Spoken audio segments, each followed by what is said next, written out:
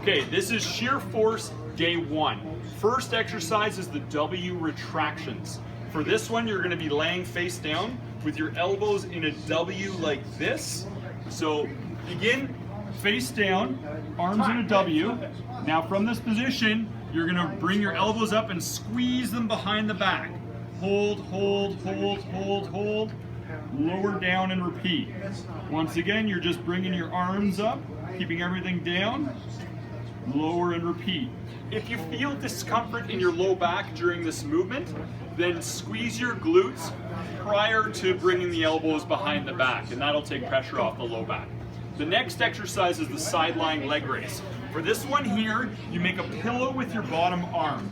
Top arm is down on the ground like a kickstand. Rotate the top foot so that it's angled downward.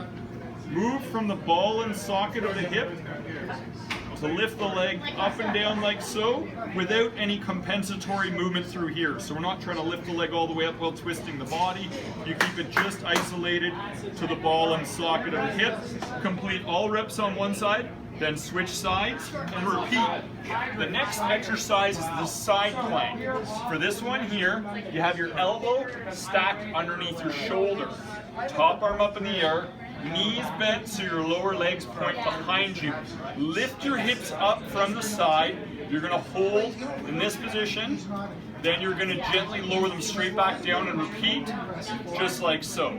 As a progression, we do this from the feet rather than from the knees, just like this.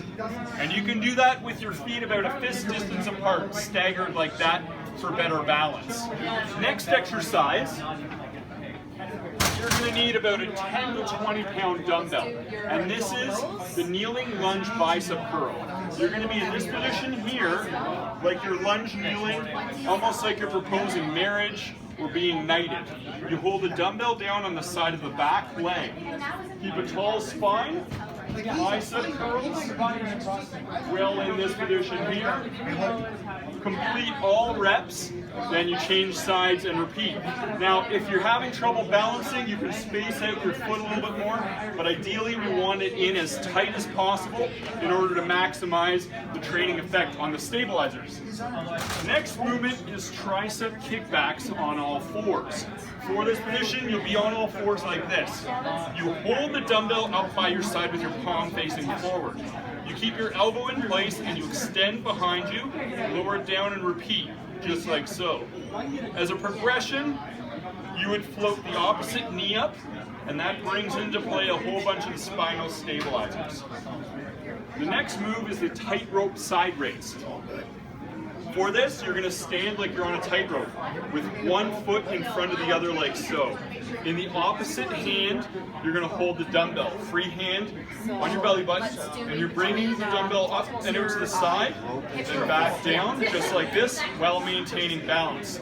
If you're having trouble balancing, you can space your feet out a little bit more for a wider base of support, but ideally you want to challenge yourself by bringing it in nice and tight, just like this. Complete all reps on one side, then switch sides and repeat the movement.